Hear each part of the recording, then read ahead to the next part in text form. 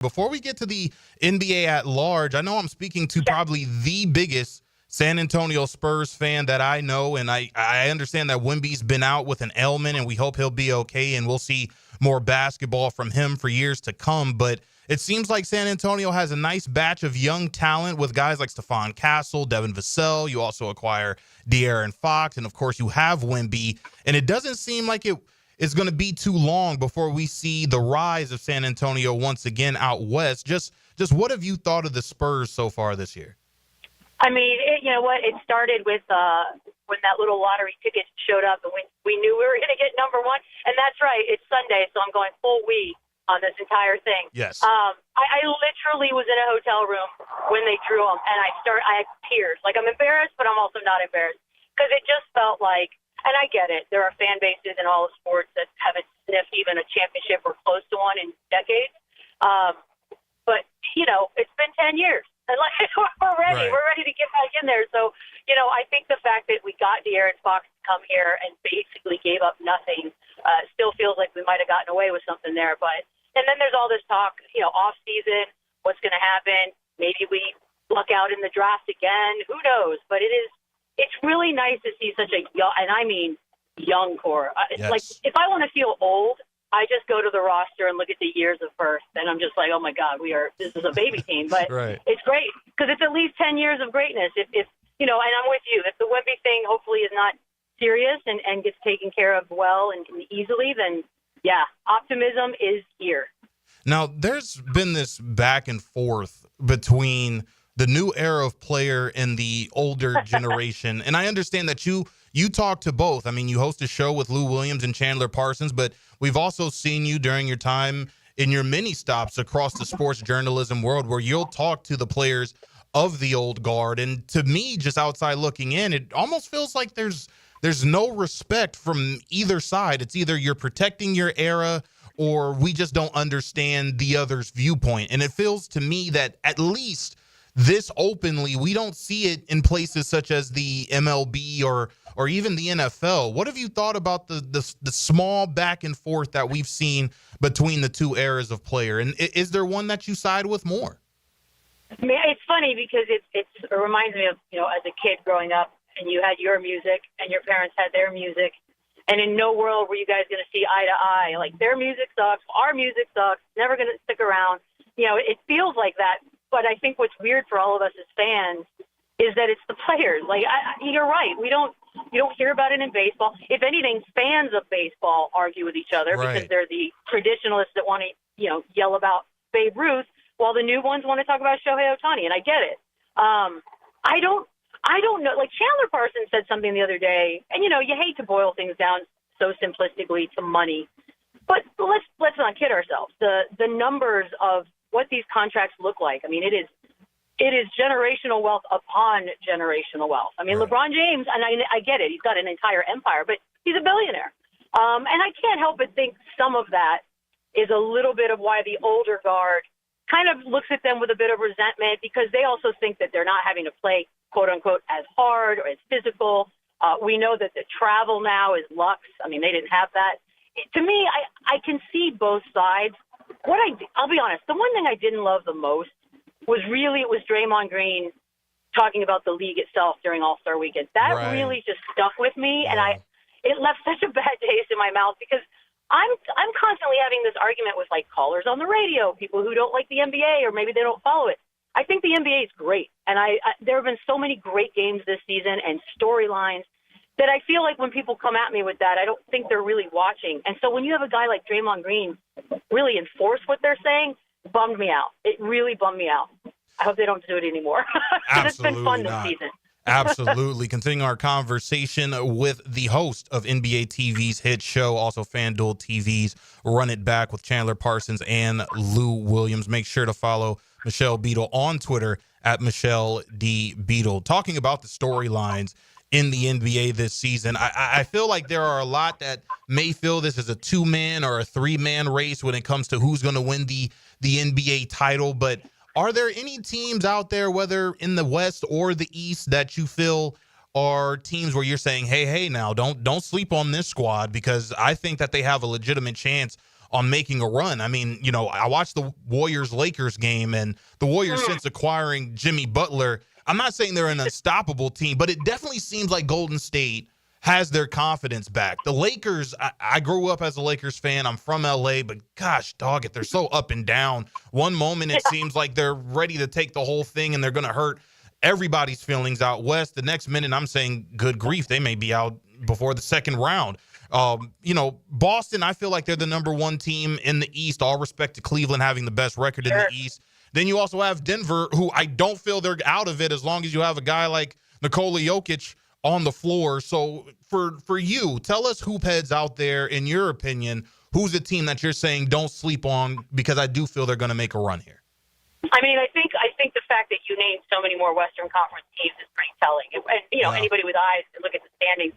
We are literally in the final week of the regular season, and there's so much movement that still has to happen for standings and matchups, which you can't ask for a better situation in any sport, honestly, than to have a final week of a regular season actually matter. I mean, so many times by the time we get to this point, we already know. Everybody's set up. We already know the matchups, yada, yada.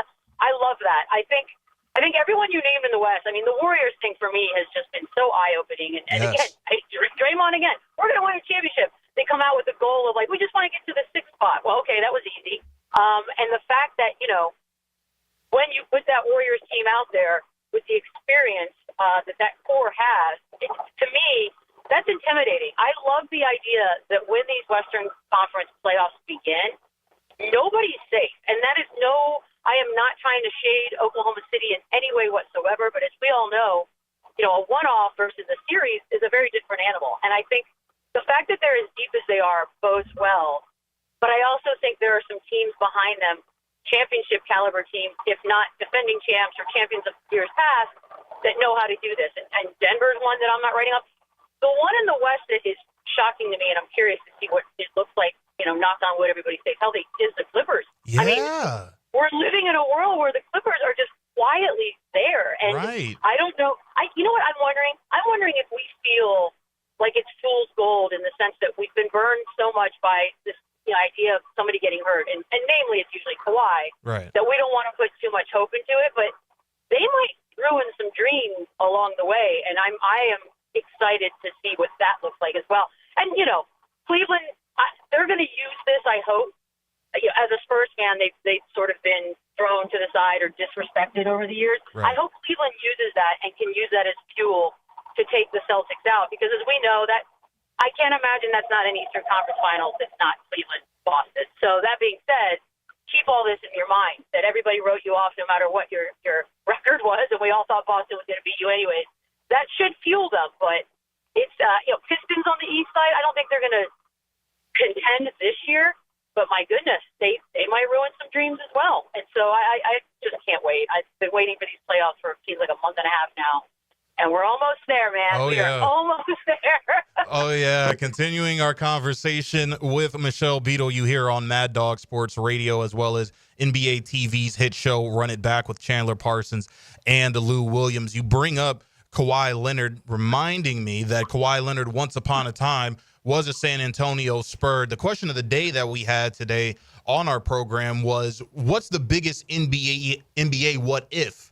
And the reason why it sprung up is because Isaiah Thomas was on NBA TV, and he says if Zaza Pachulia doesn't go under the foot of Kawhi Leonard, San Antonio probably wins that series. And are we talking about Golden State as the dynasty as we talk about them today if that doesn't happen? You've watched more NBA than almost any hoop head that I know. Is there an NBA what if for you that always sticks out in your mind where you're like, man, I would have loved to have seen that? Well, dang it, Isaiah. That's literally mine. Like, that's my lifelong because, I was in the building with NBA Countdown for that game. The Spurs were up 20. Everything just looked very peachy and things were going well. And then, to this day, when the name Zaza Pachulia is brought up, I remind people that he got away with attempted murder. Sure did. And nobody filed charges, and they should have. Right. And it's funny. And every time I say that, I'm told immediately, he's such a good guy. He's a nice guy. I was like, no, not just Spurs fans. He's not, because that was the beginning of the end. And as we all know, then Kawhi's uncle enters the picture, and then there's that ugly divorce between Kawhi and the Spurs, and it was very dramatic, and we don't like that out here. We're kind of like to keep dirty laundry in-house, but that to me was, God, I mean, because that's the thing, too. It's like, it's not just what would have happened for the Spurs throughout the rest of that season. It could have completely derailed what we came to know as the Warriors as well. So to me, that is such a multifaceted what if, and it all starts with Zaza Pachulia, and I'll hold grudges for the rest of my life. Oh, I have no problem with you holding grudges when it comes to Zaza Pachulia, because when everybody in my high school class started becoming Golden State Warriors fans, I was pulling for the Spurs, and I understand that's probably sacrilegious being a Lakers fan and what they did to us, especially in 2003 when Tim Duncan went absolutely bananas. But I said, San Antonio, just do me this one favor, and we don't have to be friends ever again. But Zaza Pachulia, he pulls a mob move. We'll just leave it at that when it comes to open wounds here on the Open Gym. Now, I wanted to ask you about Kevin Durant here, because it does seem to me that it's very interesting. One report is that he wants to stay in Phoenix, and then there's another report that he's going to work out a deal with the Suns to ship him to his next team. I understand that you're not going to give us any sort of inside information here. And when it comes to Kevin Durant, I don't know how much information he really gives out when it comes to the media. But if you had to guess, where do you think Kevin Durant's next landing spot is?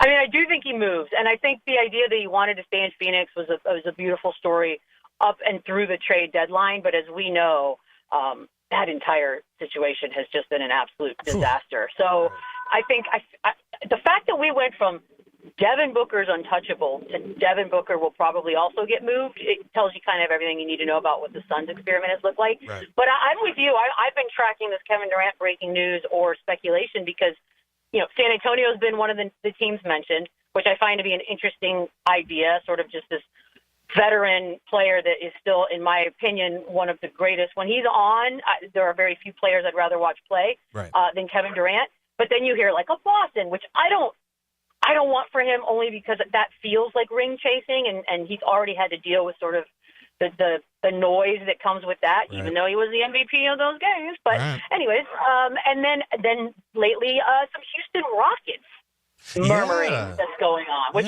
by the way, kind of a scary thought, because that team is up and coming and changing people's minds about what the Rockets used to be. So I think he moves for sure.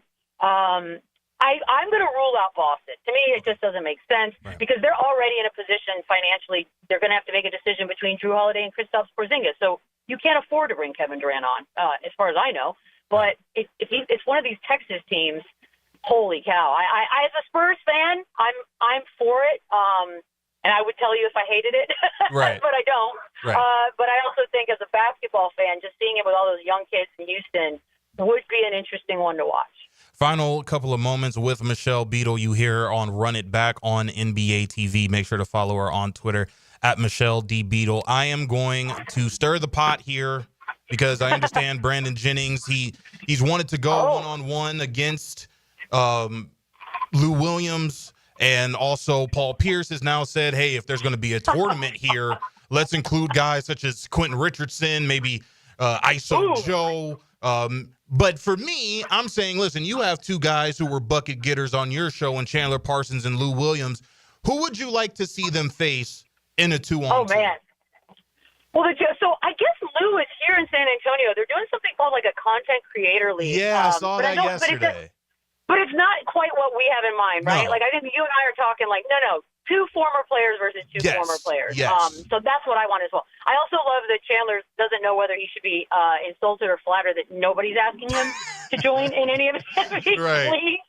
I'm like, buddy, you don't give off wanting to do that. You're in between like Cabo and God knows where. Yeah, he's living his best life. So why would you? But some of these, like an ISO Joe, for example, who, by the way, if you've seen him, if you follow him on Instagram, he still looks like he can go out. Oh, yeah. 20.